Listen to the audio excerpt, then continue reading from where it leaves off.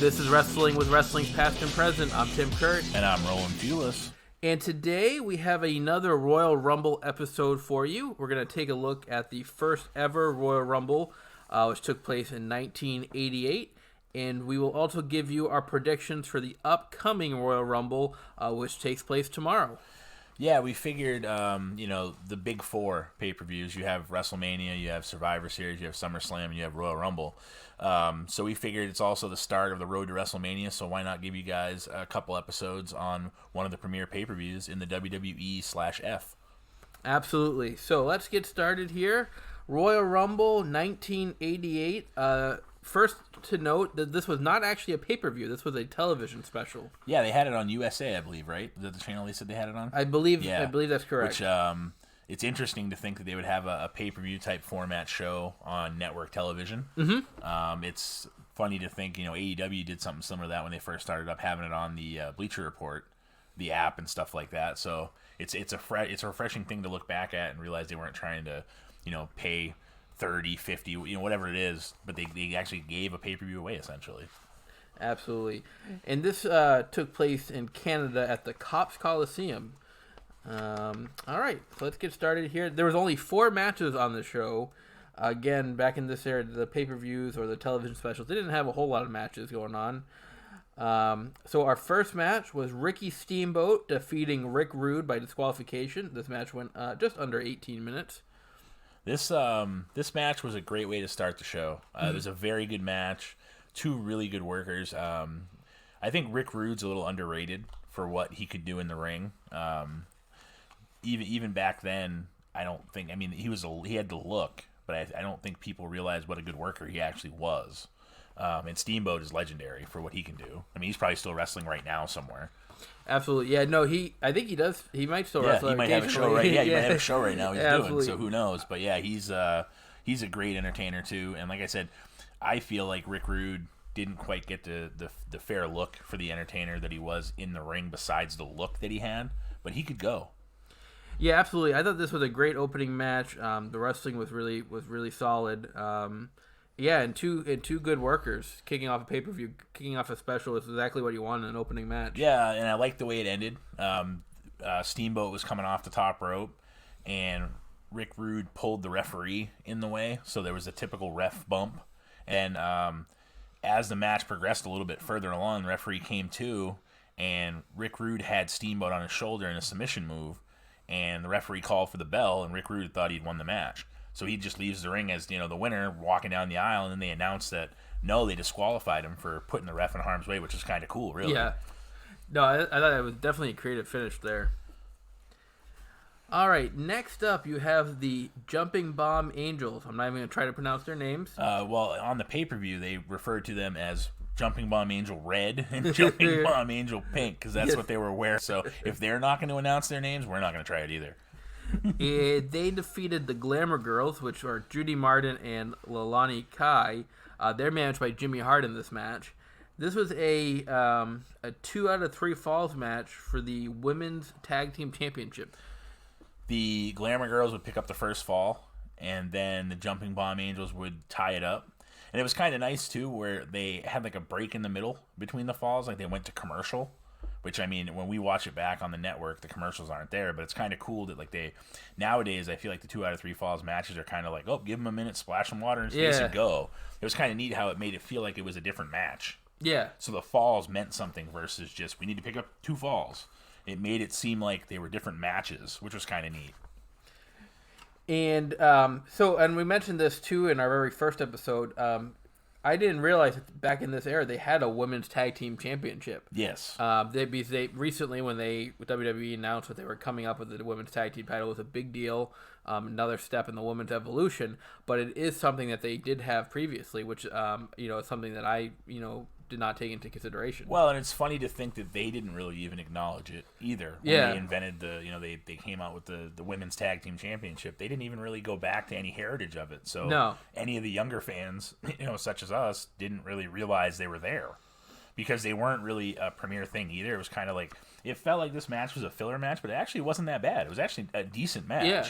And the Jumping Bomb Angels did a lot of stuff then that was unheard of. Some of the way they finished the match off, they came off. They ended up winning and getting the titles off the Glamour Girls. They came off with a double drop kick off the top rope and hit Judy Martin square, and that's how they ended. That was the finish of the match. They ended up pinning her for the win. But to see that then, in '88, that was a little bit ahead of its time, I think. I think so. Yeah, absolutely. Then after that match, you had a contract signing. Yep. Between Hulk Hogan and Andre the Giant. This was for their WrestleMania 3 rematch. In typical contract signing fashion, it did not end all peacefully. I like the storytelling that it was cool the way that they were able to kind of piece everything together of how it happened. You got to remember back then they didn't have Raw every week. There wasn't one show, so you'd have like something on Saturday night's main event, or you have so they pieced it all together for you very well on the pay-per-view, where you have Hogan possibly getting pinned at WrestleMania 3, which didn't happen the way that it happened. They said his shoulders were down, but Then you have Ted DiBiase, the $1 Million Man, trying to buy the title from Hulk Hogan. Mm-hmm. He says, "No way in hell," to quote him. Again, a little Vince McMahon thing, chance in hell. But anyways, he says, no way in hell will I sell you the belt. So then Ted DiBiase says, well, I'm going to find somebody that I can get that will let me buy the belt off them. So he actually contracts Andre the Giant to win the belt and hand it over to him. So the way the storytelling went was really nice. They played it off well. In the commentary, you had Vince McMahon, you had Jesse the Body Ventura. They played it off well at the end of the contract signing. They made it seem like that table weighed as much as a car. I know. They were like, he just slammed a solid oak table on him. It was not a heavy table, folks. If you go back and watch it, the table was not very heavy. But the contract signings never work out well. No. Ever. No, but Hogan definitely sold that table shot. Oh, he laid there like he got hit by a bus. But it was a good segment because you see Hogan try to reach across for Ted DiBiase, and Andre the Giant blocks him, slams his head off the table, and flips the table over on him, and they take off. So also too, we got to remember they had the Dino Bravo segment in between where. He was going for the world bench press record. Yep. So they had a lot of filler. They only had 4 matches, but they still had some kind of entertaining filler because that segment went pretty long. So he started off with like 400 pounds, and then he worked his way up, and he got it, but he didn't really get it because Jesse the Body helped him. But Jesse will deny that. He did not close his hand on the bar. But yeah, so it was kind of neat. They did these segments in between to stretch it out. Mm-hmm. But it didn't feel like the typical WWE now where they have all this talking. Like it seemed like there was still something going on. Yeah. So, but yeah, no, the contract signing was a neat segment, and like I said, that table, very heavy table. The next up, we have our very first ever Royal Rumble match. Now, this one is noteworthy because there was only 20 men in this one as opposed to your typical 30. So the first one had 20 men, and Hacksaw Jim Duggan, won the Royal Rumble match, last eliminating the one-man gang. He came out at number 13, so a little over halfway into the Rumble. Yep. Fun fact, Tim mentioned last week the first elimination in a Royal Rumble ever. Yep, Butch Reed. Yeah, it was Butch Reed. And the first ever entrant in the Royal Rumble was Bret the Hitman Hart. With Bret Hart. He drew number 1, and as Jesse the Body would say, Chico Santana. Yep. Tito Santana drew number 2.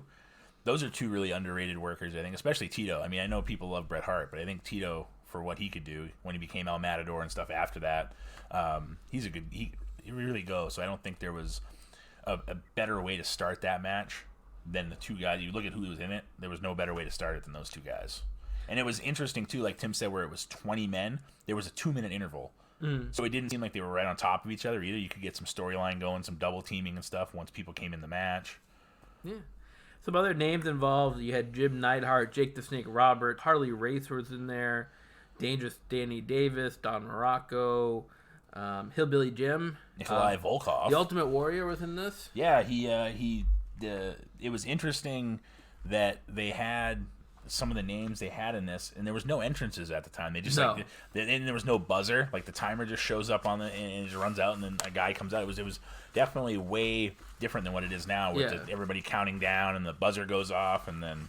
But yeah, no, there's a lot of blast from the past names that were in this back in '88, and it's notable, when you see at the very beginning of that match they set it up so that way there was a lot of heels that came out before Jake Roberts came out. So you had Butch Reed come out, and then you had Neidhart come out. So it was a 3-on-1 essentially on Tito Santana for 6 minutes, and then Jake Roberts. So it was very good storytelling throughout the Rumble, which I feel like we mentioned the '99 Rumble last week had great storytelling. Yep. So it's nice to see that, refreshing that there was still some. There was no real big intertwined story, but it was nice that there was still something going on that you could kind of get into watching it, especially watching it back all this time later. Absolutely. And then our last match of the evening, the Islanders, Haku and Tama, they defeated the Young Stallions, which were Jim Powers and Paul Roma. This was another 2 out of 3 falls match, and the Islanders won in straight falls here.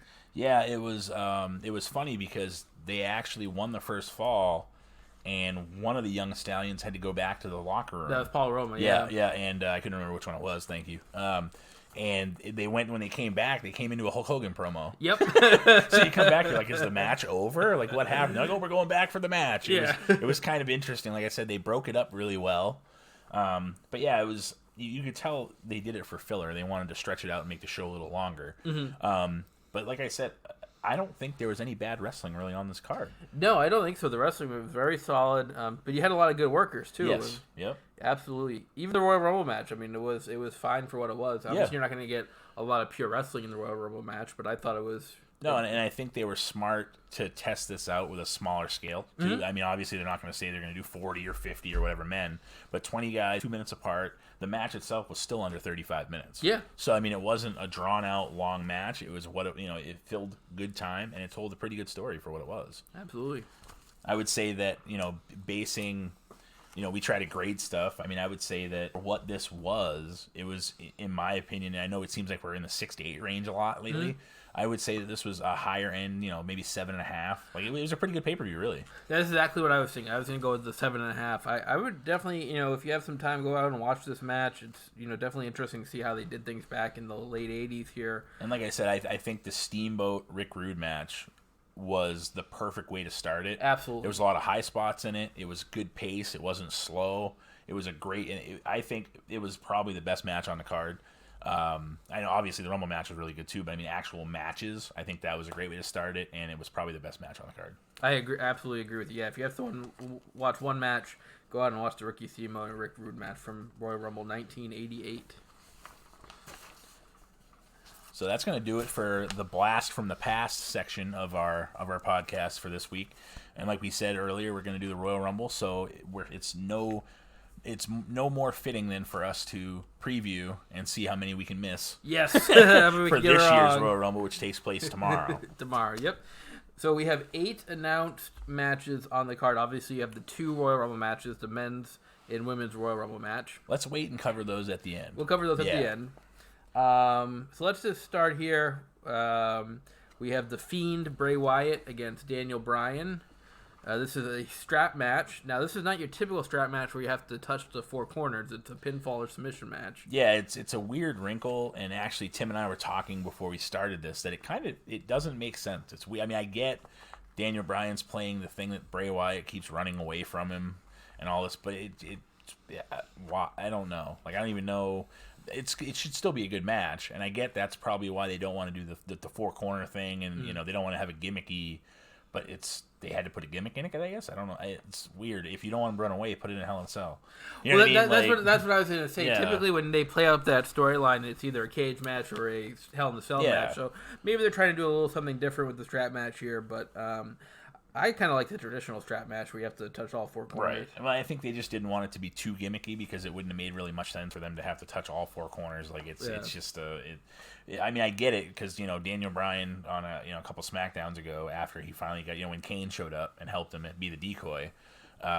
He said that he was sick and tired of him having to chase him. That every time he gets his hands on him, he runs away, and he wants to make sure that doesn't happen. Which, to me, like I said, that screams Hell in a Cell. Yeah. Because even if you go into the ring, you can't go anywhere. Can't go anywhere. Right. So that's the other too. Like, couldn't you just climb under the ring? I don't know. Kayfabe. It's it is what it is. But I think I hope that this is building to something even bigger. That's my hope. I don't know if this is going to end the Daniel Bryan Fiend storyline. It might. I don't know what they're planning. But hopefully there's more there, whether it's with somebody else getting involved too, like they did with The Miz to kind of prolong it. Because this storyline's been really good. You saw the Fiend, well, you saw Bray Wyatt actually on SmackDown this past week talking about how Daniel Bryan had done him wrong back when the Wyatt family, and so this is a great storyline to tie the Fiend into Bray Wyatt being who he was before, Daniel Bryan being in the Wyatt family before, and kind of screwing him over. And lying and joining the family and then turning on them. So, like I said, I hope there's more here. I hope they keep going. This is one of the ones I'd like to see them keep going with instead of like the Rusev Lana, Bobby Lashley one. Like that would end. That'd be great. Yeah. This one I want them to keep going because it's really good. So what do you think? I think the Fiend's gonna win. Like I said before, I think he's gonna have a long title reign here. I don't see them taking off the title here yet.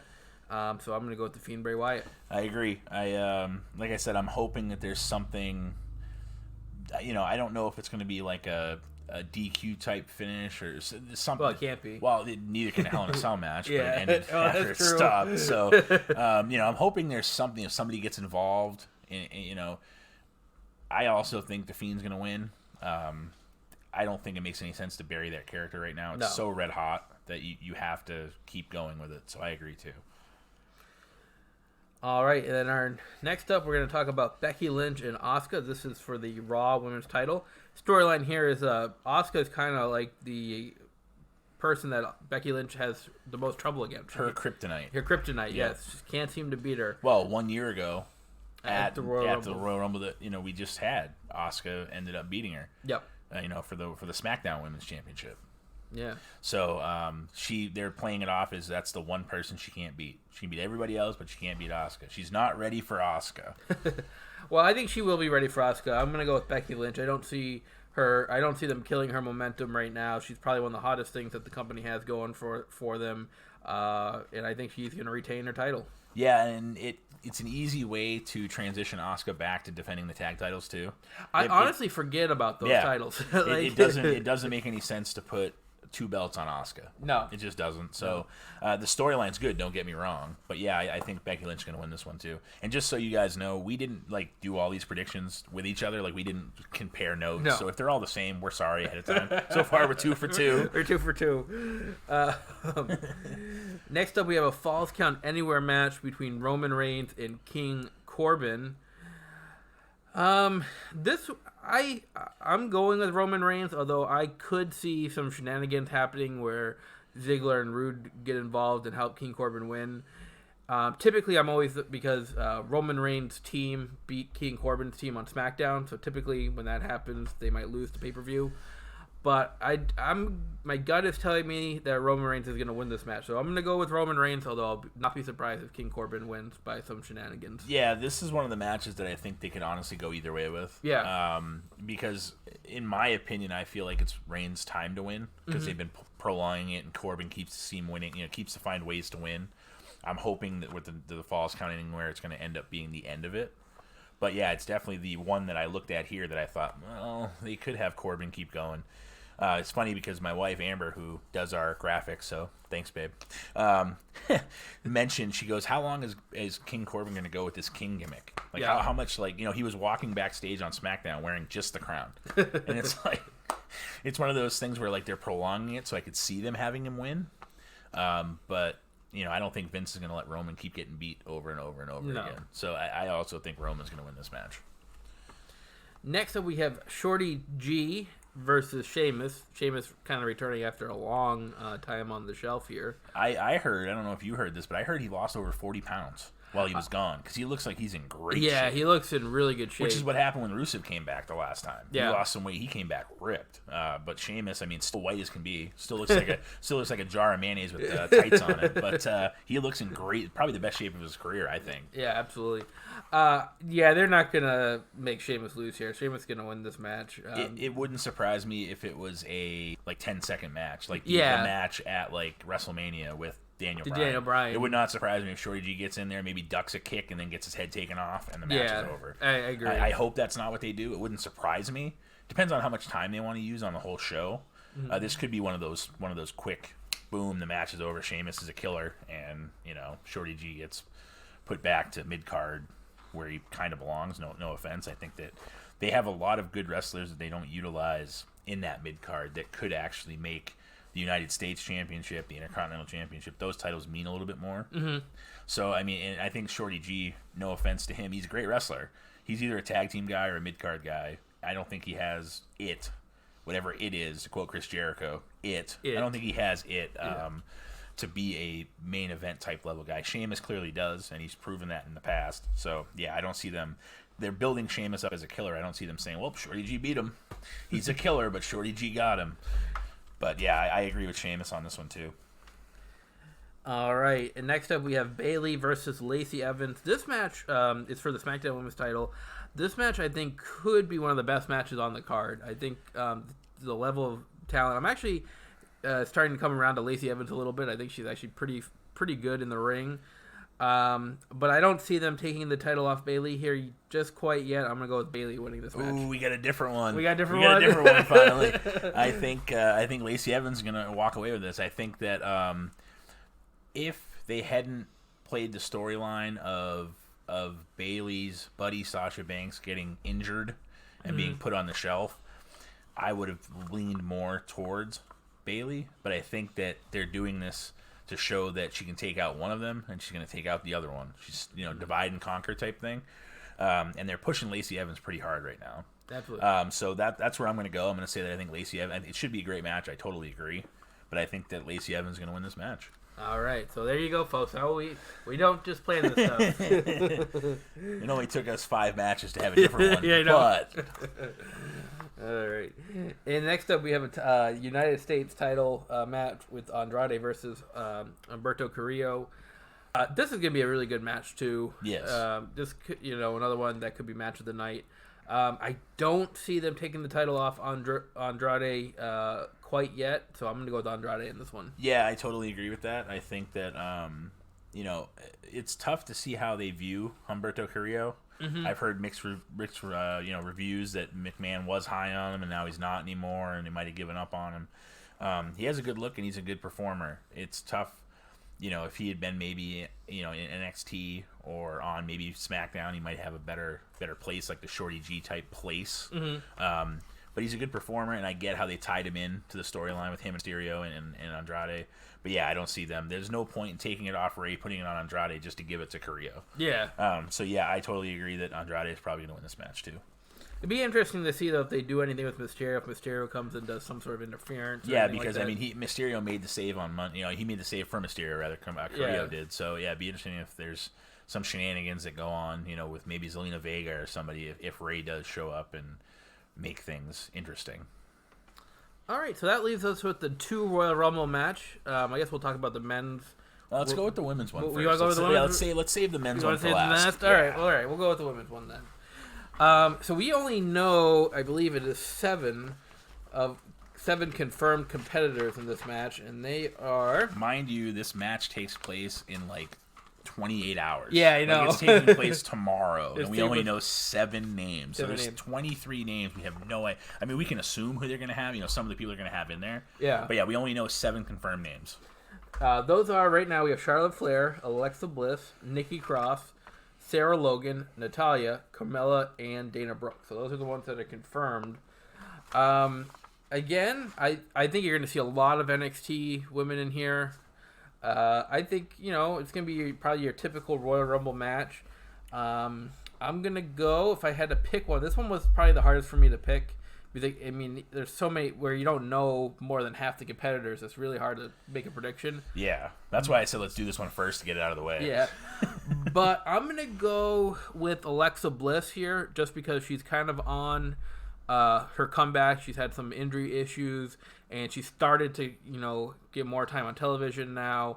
And I think this will kind of put her back into main event status here by her winning the Royal Rumble. Yeah, a little more momentum behind her. Yeah, I can see that. Yeah.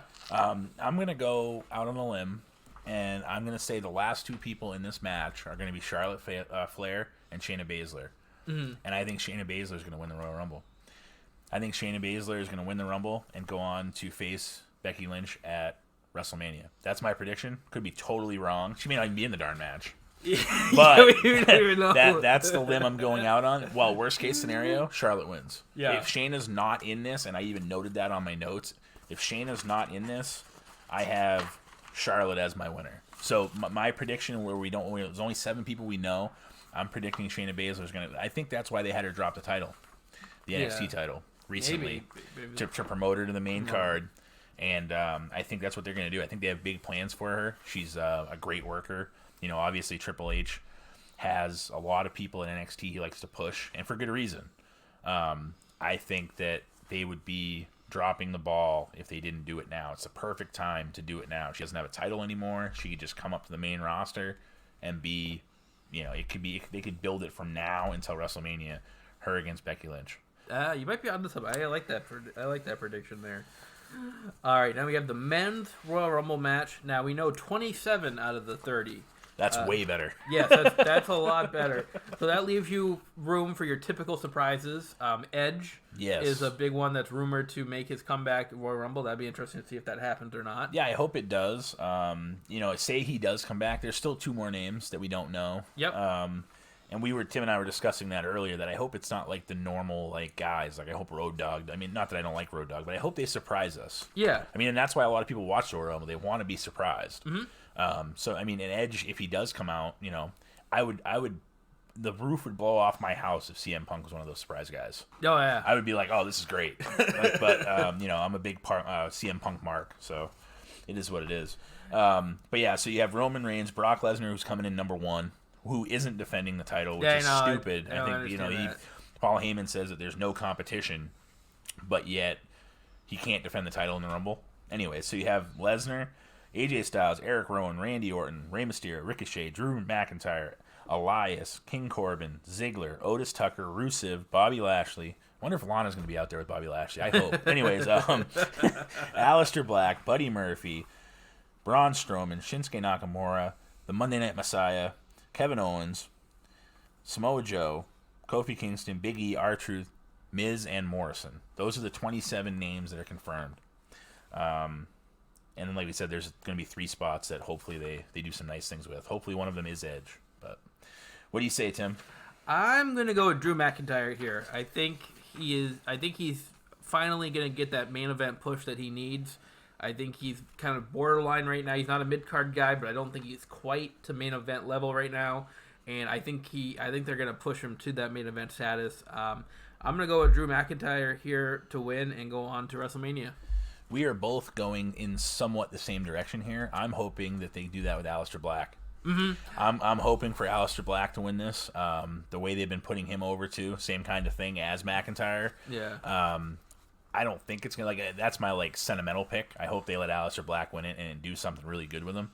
Him against Lesnar or something at WrestleMania would probably be a great match. I don't know if they're gonna do that because they probably don't want to squash Aleister Black in a match, but you could see anybody, Lesnar, you could see him going all the way and winning it. You could also see Roman Reigns winning it. You could see Seth Rollins winning it. But like I said, if I had to pick one, I'm going to go with Aleister Black. Yeah, when I was going through that, I was kind of thinking the same thing. Either Drew McIntyre, Aleister Black, kind of the same thing. But I think, for me, I'm going to go with Drew McIntyre here. Well, and I agree with the Drew McIntyre thing based on the fact of who he's been wrestling with lately, with Orton and AJ Styles. But yeah, I'm going to throw out Aleister Black as a dark horse guy. I know that on the WWE show on Fox this past week, CM Punk said that Otis was going to win it.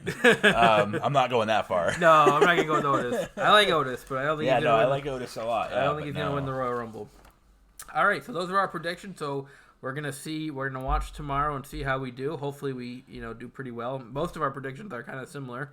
Yeah, the only different one is that it's going to hinge on the Bayley Lacey Evans match. Yep. Whoever gets that one's going to win the pay-per-view. Pretty much.